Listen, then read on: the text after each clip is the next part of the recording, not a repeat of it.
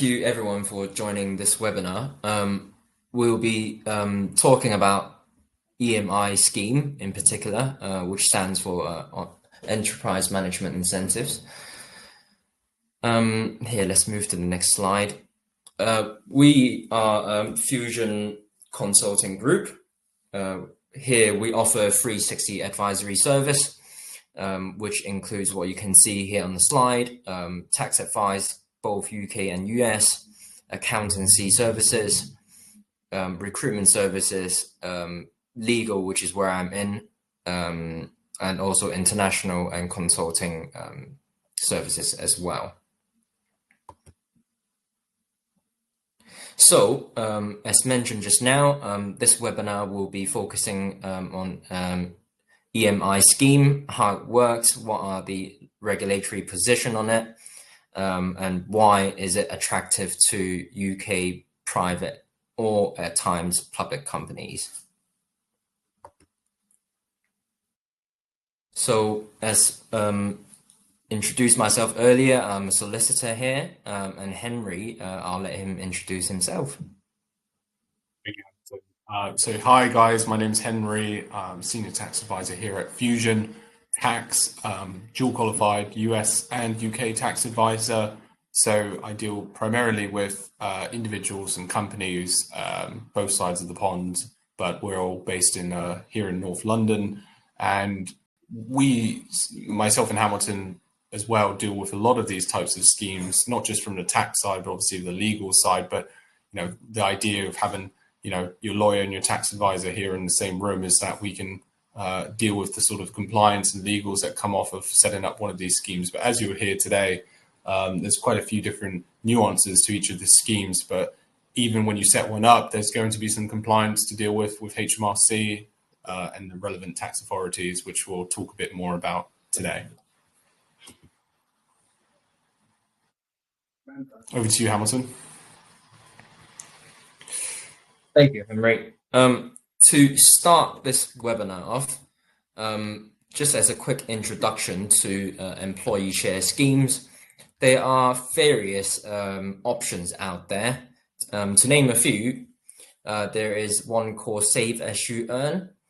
Now, this is an all employee tax advantage schemes that has two elements to it. One is a saving arrangement, the other one is a share option. A second alternative is a share incentive plans. This is for all employee tax advantage share plans, which actually enables companies to invite employees to acquire shares in the company. These sort of shares are typically held in a special type of statutory trust. There's also a long-term incentive plan. Now, this is sometimes also known as a performance share plans.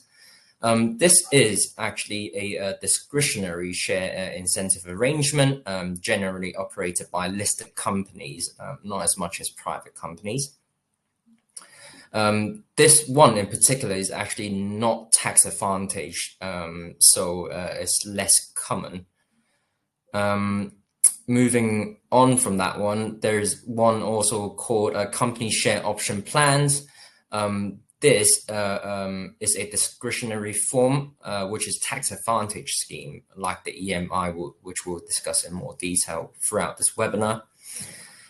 And last but not least, there's another non-tax advantage option, which is called phantom share options. These are cash awards, the value of which is linked to the value of the company's shares. Now, these are often used by private companies or overseas companies to grant awards to employees that are minor share options. In circumstances where actual share options are not appropriate or possible, they are generally discretionary plans and are used by public and private companies, this phantom options. Now, focusing on EMI, this is a type of employee share option plan or scheme, so to speak, that benefits both tax treatments for both the companies and their employees, subject to obviously the statutory requirements you need to fulfill. Some of them has to be complied with from the outset. Some of them has to be complied with throughout the scheme, which we'll discuss more later down the line.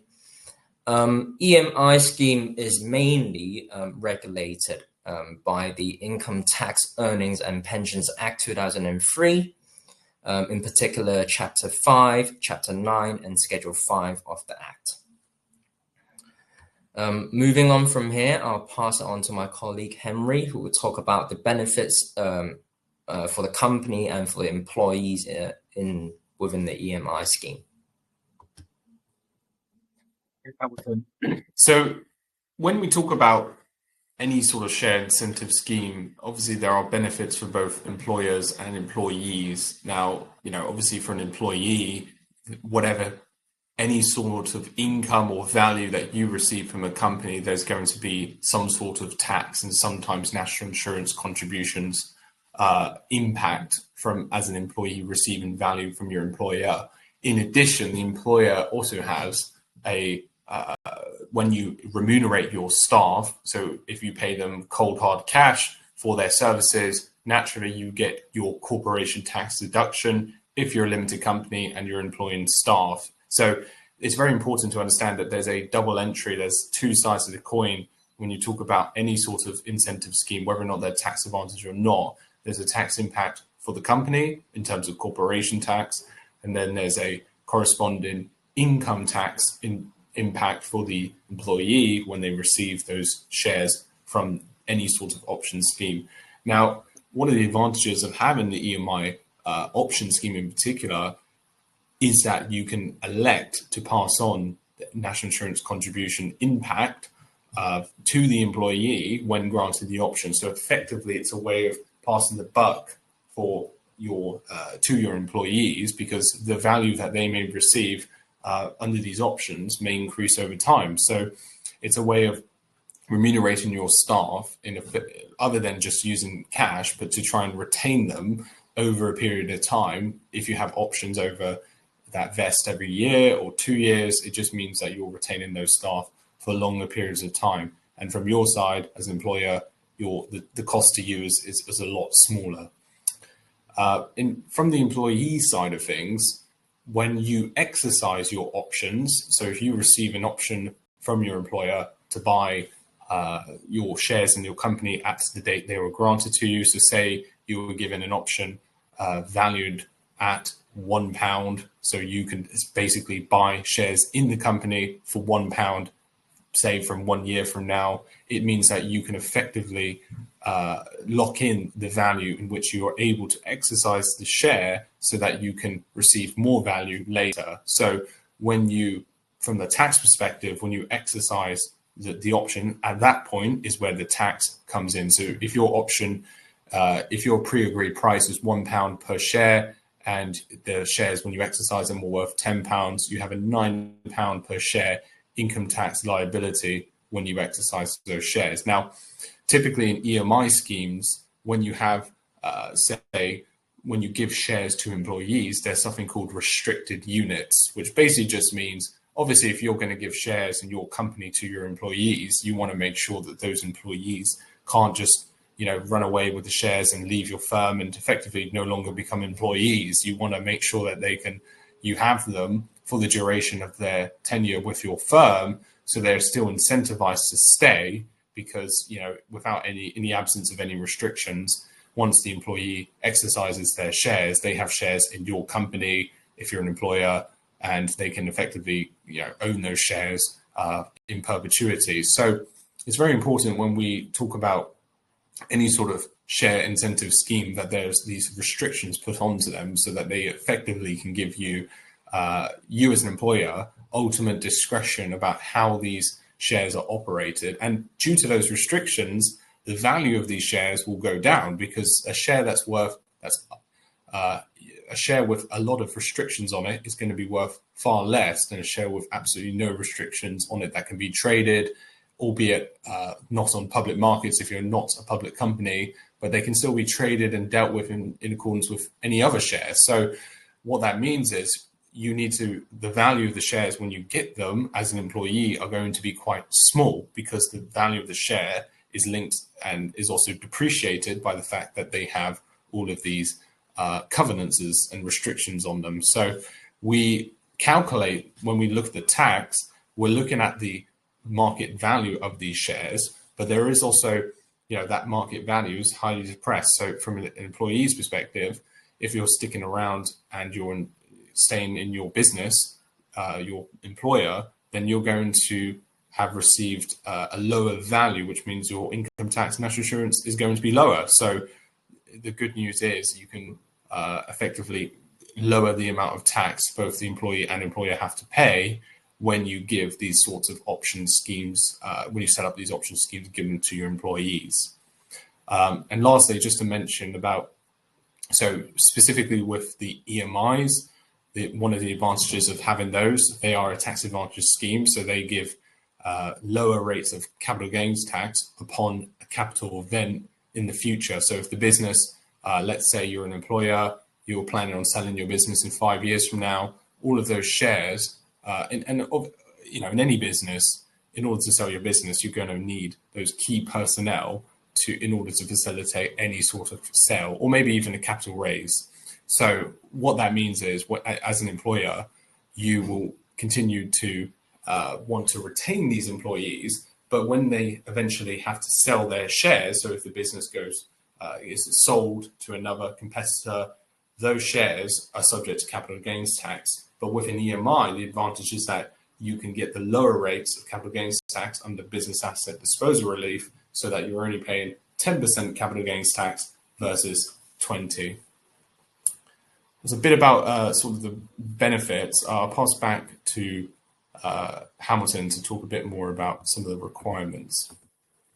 Thank you, Henry. Before I jump into the statutory requirements, you did mention here, Henry, just now, the valuation of these shares at a market value. The first question to that is, obviously, we need to agree this market value of HMRC. How do we go about, how do people go about doing that? And also, who are the appropriate person to value these shares? And how often do they get challenged by HMRC? And the second question here is, before you answer the first one, is it even worth considering for some of these clients if they're not looking to sell their shares or sell their company? Because, again, you mentioned the exercising of the shares in due course. Normally, the instruments will be drafted as upon exit is when they sell the company shares, 50% or above. Is it even worth considering in those circumstances? Great question. And I think what this comes down to is, when you're looking to set up any sort of scheme, the important question that you need to be asking yourself is, what is the value of my company? So if you're an unlisted company, so you're just a regular limited company, and every year you're looking to incentivize your employees by giving them shares in your company. Now, it's very important, because by giving shares, whether or not it's under a tax advantage scheme or not, you're giving value to that employee. So the tricky question to be asked is, how do I know how much value I'm giving to each employee as a result of these schemes? So what we do here at Fusion is set up, we can agree valuations with HMRC. Because these are unlisted companies, they're only worth what someone's willing to pay for them. So, there's a lot of considerations that go into valuing a company, and typically, chartered surveyors can do these valuations of companies. They can give you good ideas of what they are. But if you do what I said earlier, which is put a lot of restrictions on these shares, again, that's going to distort the valuation. So it's very straightforward to get valuations dealt with if we are putting the restrictions in place and getting a lower valuation, so that those employees are paying less tax when they receive that equity under the share scheme. So it's very straightforward for us to agree the valuation, but the important question there is getting all of this advice beforehand, because it's all well and good wanting to set up a scheme for your employees, but you as an employer need to be able to work out how this is going to impact the employees and employers, because you're going to be the one having to pay the national insurance contributions, and the employee is going to be the one paying the income tax and national insurance contributions on any remuneration they receive, including the equity that's given to them. So it's a very important process, and one that we've done many times before, and something that we're able to assist with from cradle to grave to ensure that everything's looked after. In addition, your second question, Hamilton, so is it worth considering if you're not looking at a sort of exit in the future? Well, absolutely yes. I think it's just the parameters in which you set up the scheme that is going to change, because typically if you're looking to sell a business, it will be very important to make sure that you are, if you like, gearing up and incentivizing your employees for that sale. But if maybe you're not looking to sell and you want to give the employees access to dividends, well, they'll need shares in the company in the first place as a prerequisite in order to receive those dividends. So it's very important that they are shareholders of the business if you want to incentivize them. In addition, there may be other non-tax reasons to want to consider putting employees on the share scheme, because at the end of the day, if you have skin in the game, you're going to be far more incentivized to work, because there are other non-tax reasons to want to give shares to key members of staff. So it's very important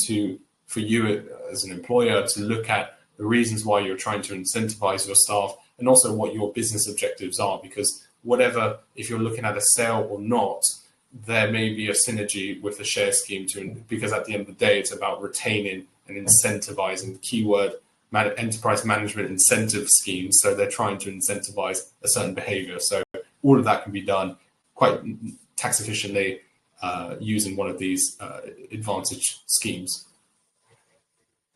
Great question though, Hamilton. Thank you for explaining that. Do you mind jumping on the qualifying companies as well? And I'll pick it up from the no subsidiary point. Yeah, so there's a lot of criteria, as you can probably imagine. If you're going to, in the first instance, anyone could do a non-tax advantage share scheme. That's not a problem. And hence you don't get particularly preferable tax treatment as a result. But if we look at some of the criteria for we're talking about the company now, so the employer, there's quite a few hoops to jump through. And typically what you'll notice when I list these criteria is that they're geared towards a certain size of the company, a certain type of company, because, at the end of the day, if you're Apple or, Google, you don't necessarily need to be sort of any more tax advantages than you already are. So there's a lot of quite strict criteria to look at and assess before you jump into any EMI schemes or any other schemes for that matter. So just to sort of run through the list quickly, with the EMI schemes, the company that you have must be independent. So what that means is it's not a subsidiary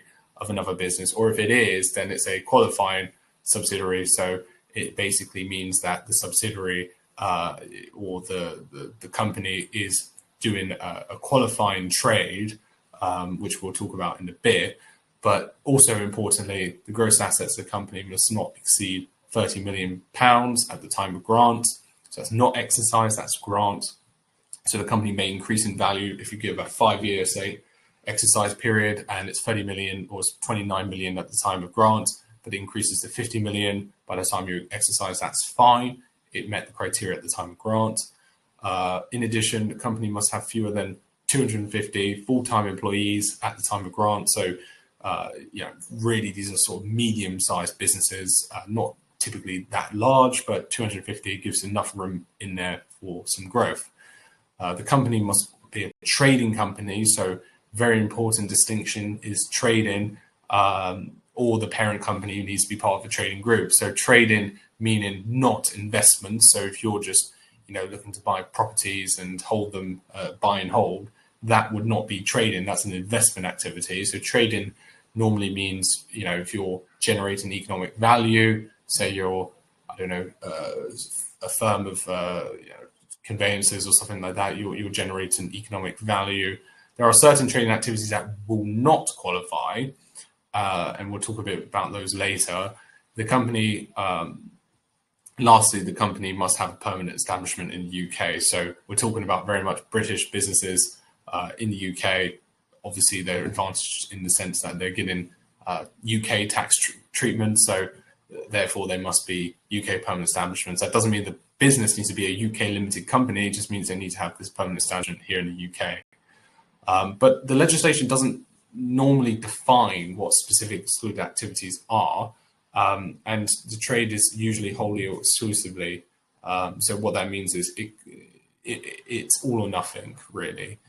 But what we will say is, based on history and based on what we sort of understand, we'll look at your business and we'll understand a bit more about what you do, so we can then give you that certainty that this would qualify, because you don't want to incur any costs before you know it's a viable solution for your business. And the important thing is that if you're not, say you're a new enterprise and you haven't started trading yet, well, you can still satisfy the trading requirements, provided that you are looking to commence within 2 years from that option grant. And that's a bit about the requirements. And Hamilton, if you wanted to. Yeah, if you don't mind, I'll just add to what you have mentioned here earlier a little bit before I jump to the next slide. So to repeat again, if there's a company with no subsidiaries, the gross asset of the company is the gross asset of the company. It must not exceed 30 million. And if the company is a parent company of a group structure, then the value of the group's assets must not exceed 30 million limit. And in terms of the working hours requirement, just to expand a little bit to what you mentioned earlier, Henry, the option holders, i.e. the employees who are being granted the shares under the scheme, must work at least 25 hours per week for the company. Or in the alternative, if less, then it must be 75% of their total working hours for it to be a qualified option holder. Now, moving on to the next slide here, if I may. The qualifying shares and qualifying options. Now, EMI options can be achieved by newly issued shares, or transfer of existing shares of the company share capital. But the shares, the caveat is the shares must be fully paid up at the time of the grant. Now, qualifying options here. The agreement must contain the grant date. So it's a very important instrument, this the EMI agreement, alongside with the EMI scheme rules, which you must have in place. This is very fundamental because it sets out the conditions of the scheme, when it's going to be granted, who is going to be granted, what's the rights attached to it, and also sometimes within these scheme rules or agreement, employers would like to add provisions in there where they say, oh, it's mandatory for the option holder, the employees will be granted this EMI shares in due course to also, by mandatory of that provision, to enter into a new shareholder agreement. And by virtue of that, they tend to like to put in provisions of drag and tag along rights to these shares. So when they exercise, and if the conditions of exercising these shares is upon exit of the business, so when the business sells to another business, they then sort of get the other option holders to sell with them. So it will be more favorable to the incoming buyer and new owners to the business to own 100%, or if not, up to 75% to pass special resolutions by themselves. And in terms of time limits here, to benefit from the tax treatment, the EMI option actually must be exercised within 10 years of the grant date. Now, this is extremely important because I believe, Henry, correct me if I'm wrong, we've seen certain cases here where people have granted the EMI scheme, but then it wasn't exercised within the 10 years limit. they then eventually, even though they elect to offset the national insurance contribution, they couldn't do so in practice because they have exceeded that time limit. That's absolutely right. And bear in mind, it's exercising. So you can have your equity after 10 years. It's just that you have to exercise it within 10 years of grant. So you can't hang on to it for 20 years. I mean, typically, I don't know why many people would look to do that, but you're absolutely right. And in terms of HMRC here, the scheme actually must be registered with HMRC. And then upon you making the application, if they grant the scheme and the application, they will allocate a unique scheme reference number. And you must actually use this to report the grant options and complete an annual scheme return. To which I'm pretty sure our colleague in the account departments can accommodate any of those work as well. And to further note on this HMRC point, that there are actually respective deadlines for notifying options grant before or after the 6th of April 24. So there's different deadlines for the reporting element depending on when the EMI was granted on or before the 6th of April 2024. Now, if you wish to find out the actual, difference between the deadline on or before, do let us know in the Q&A later, and then we'll drop you a line in due course to clarify that for you. But in terms of the EMI scheme, to conclude what we've discussed so far, it can enable and allow companies to charm or retain, incentivize option holders or their employees to stay in the company for a longer period and to perform at a certain level. And at times, the EMI scheme agreement and rules sometimes incorporate what they call a performance target or a performance provision, where these performance has to be met before they can exercise the option. So that's actually ring fence the employer in terms of their interest upon granting the scheme. Henry, is there anything you would like to add to that conclusion? What you can really talk about in such a short amount of time, especially something as complicated as EMI and share schemes. So, I mean, if anyone is interested in finding out more, feel free to obviously reach out, because this is we live and breathe a lot of this stuff. So it seems like every business is unique, but at the end of the day, we're here to assess the criteria, understand it, and importantly interpret what it means and how you can benefit. At the end of the day, these are here for a reason to be used. So we want to ensure all of our clients are not just saving as much tax as possible, but maybe doing the most for their employees, especially their key employees, key personnel, to make sure that they're incentivized to remain on the staff. So really only so much we can talk about, Hamilton, but I think we'll move on to some of the questions I've seen popped in the chat. First question, I'll take this one. Can the owner of a business participate in the scheme? Well, I think it's a good question. I think it's a bit of a peculiar one, because generally, if you're the owner of the business, there's not really much incentive for you to stick around, because it's your business at the end of the day. So what I will say is, yes, in theory, if an owner can participate in something like an EMI, if their total equity remains below the 30% mark, that is allowable. But if you're going to sell your business and you own, say, a 50% stake, you will get business asset disposal relief in its current form when you sell. Whether or not it exists at that time is a separate question. But when it, as an owner of a business, typically you're already pretty incentivized. So generally, I would say this is more for the employees rather than the employer. I would say, I think there's another question here, which looks like one for you. Can you set up an EMI scheme with normal ordinary shares instead of alphabetic shares? To that. The short answer is yes here.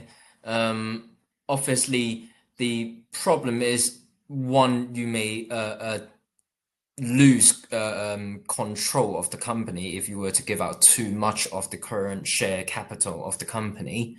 By not issuing the current existing shares, you could allot new shares, i.e. alphabetical ordinary shares or even special shares, to which you can then reclassify the company shares rights, and then to achieve the EMI that way.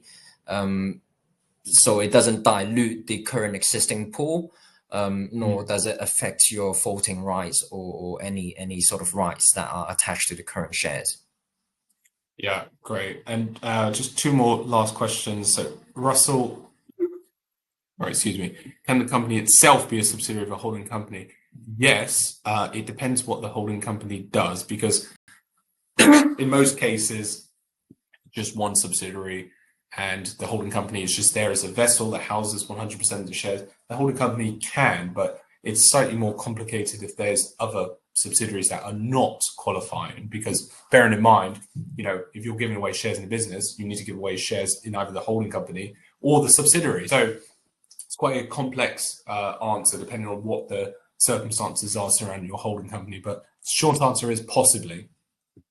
Yeah, I think you're right on that point. I think also just to flag, like you said, a lot of these company structures, these holding companies tend to, like you mentioned, just be a vessel. So they might not be a qualified company if they're not trading.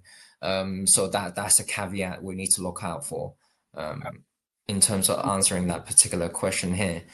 I see ADR has a question, phantom versus share incentive. What is phantom ISP?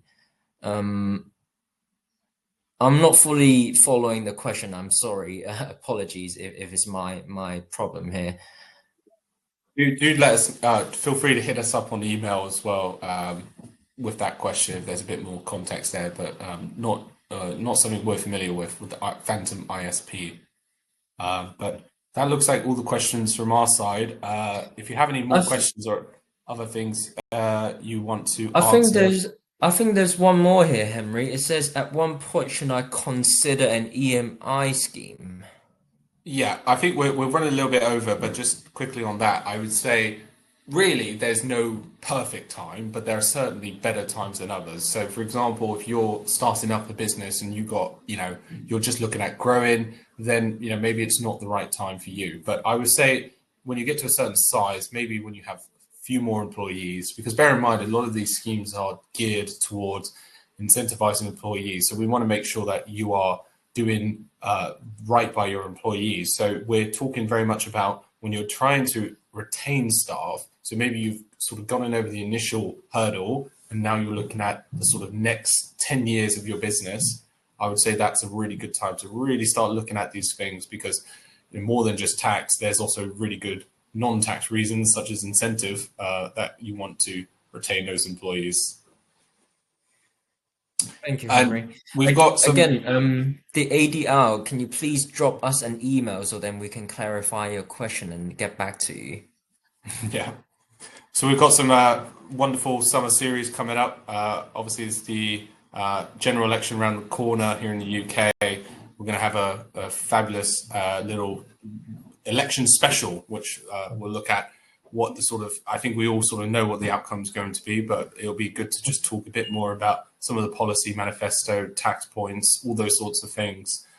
Next on 11th of July, and then following on from that, we've got some webinars from our colleagues over in Fusion Financial and Accountancy. So stay tuned for those. And thank you once again for all your time today. If you have any questions or is there anything you want to chat about following on from this webinar, feel free to contact us. Our emails are there on the screen now. Alternatively, drop us an email and we'll be happy to pick up on that. But thank you everyone for your time today. Wonderful to present in front of you guys and talk a bit more about incentive schemes. And hopefully we'll see you at the next one. But thank you and bye for now. Thank you very much.